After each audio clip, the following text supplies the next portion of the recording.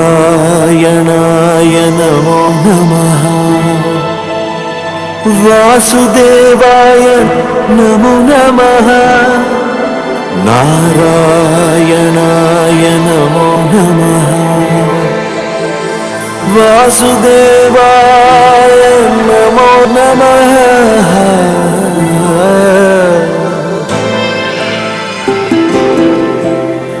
నారాయణాయ నమో నమః వాసుదేవాయ నమో నమః సాక్షాత్కరించిన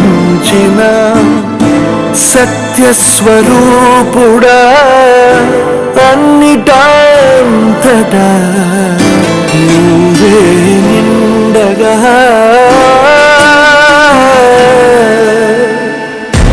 గరిమలగిమలుగా నువ్వే కనులెదుట మహిమగా నువ్వే జన్మ సాఫల్యము పొంద నిన్ను చూడగా వేగమంచులా దాటేశ సంద్ర గర్భము నీ దేశ అవధులను దిగమించేశ నిన్ను చూడగా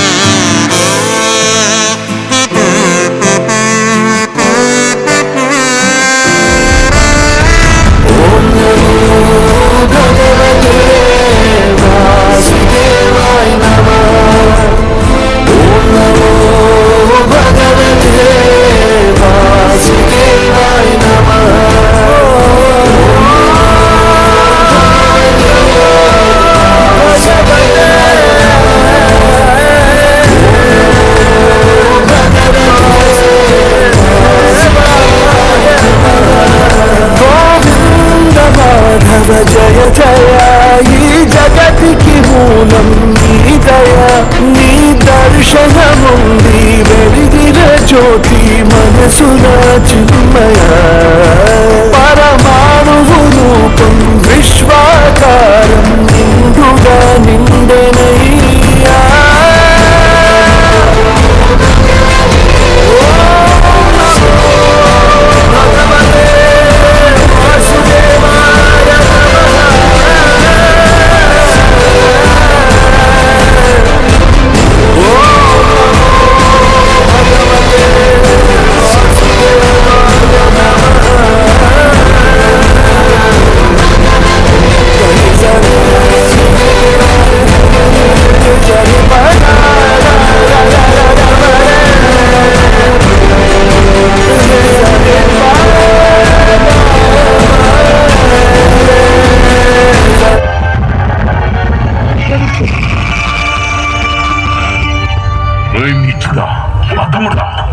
కులద్రోహి మళ్ళీ తప్పించుకున్నావా?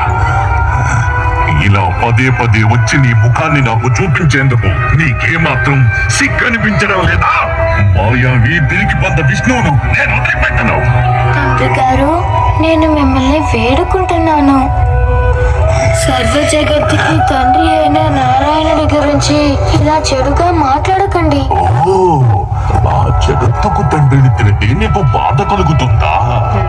మరి నీ కన్న తండ్రి అయిన నన్ను ఎప్పుడు ఎదిరిస్తూ అవమానిస్తూ ఉంటావుగా, అది నీకు తప్పనిపించదా? నా శత్రువైన విష్ణువు నీకు సర్వస్వమయ్యాడా? నేనేమి కానా?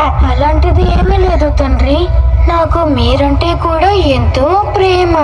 అలాగా? నాకు అలా అనిపించడం లేదు పుత్ర. ఇద్దరి మధ్య ఈ తండ్రి కొడుకుల సంబంధం కేవలం ఈ జన్మ వరకే.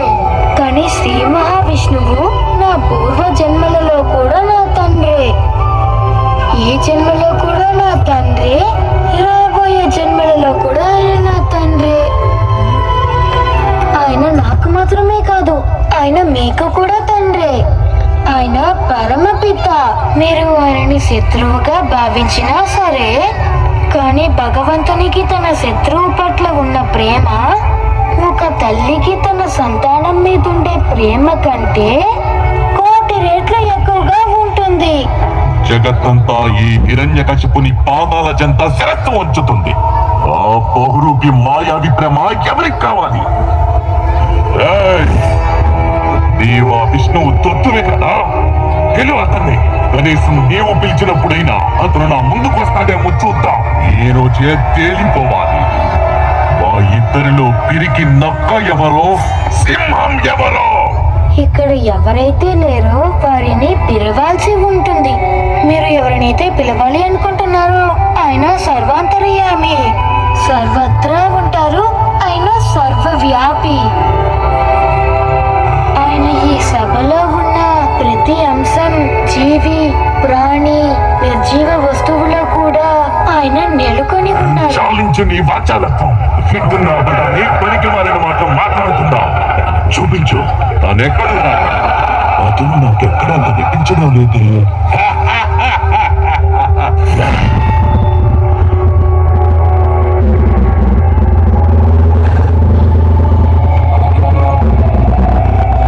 ప్రహ్లాద, ఈ విష్ణువు అంతటా వ్యాపించి ఉంటాడు అదో. అలా అయితే అతను ఈ స్తంభంలో కూడా ఉండాలిగా. అందులోనూ ఉన్నారు. అయితే నీవు ప్రార్థించు ప్రహ్లాద, నీ మాట నిజమవ్వాలని. ఒకవేళ అతను ఈ స్తంభంలో లేకపోతే గనక ఈ రోజు ఈ హిరణ్యకశిపుడు ఏ నిండు సభలో అందరి సమక్షంలో ఖడ్గంతో నీ శిరస్సును ఖండించగలడు. నేను నీ విష్ణువును సవాలు చేస్తున్నాను. ఈ రోజు అతను నా నుండి నిన్ను కాపాడగలిగితే కాపాడుకోమను. తన భక్తుని కోసం ఆ విష్ణువు ఏం చేయగలడో నేను చూస్తాను.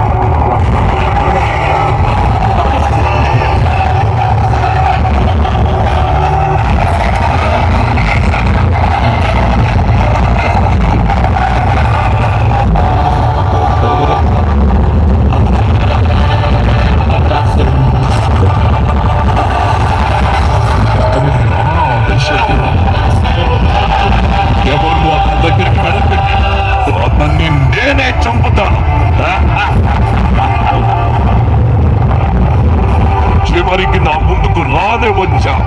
నువ్వే నీ అంతాన్ని పిలిచావు. నిన్ను నాశనం చెయ్యడానికి నేను వచ్చాను. ఒరి బహురూపి, శత్రువులతో పోరాడేందుకు ఒకసారి పందిలా, ఒకసారి సింహంలా వస్తావు. నిజ రూపం చూపించలేవా? నా రూపం ఏదైనా కావచ్చు, ఒకటి మాత్రం నిశ్చయం. ఈ రోజు నీ మరణం తథ్యం. నీ సోదరుడు హిరణ్యాక్షుడిని ఏ విధంగా సంహరించాలో నిన్ను కూడా నా చేతులతో అదే విధంగా సంహరిస్తాను. శత్రువుని సంహరించగలిగే సత్తా లేనివాడే ఇలాంటి బెదిరింపు మాటలు మాట్లాడతాడు.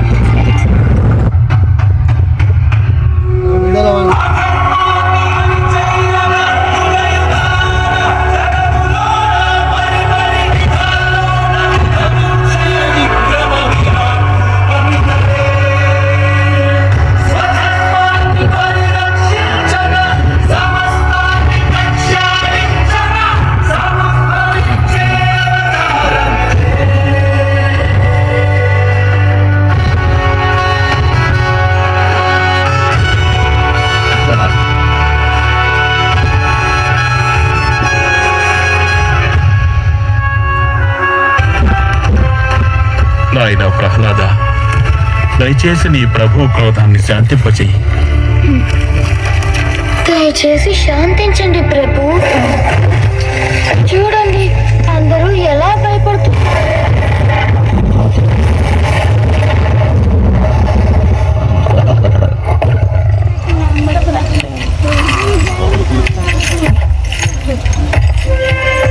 హే ప్రభు, శాంతించండి.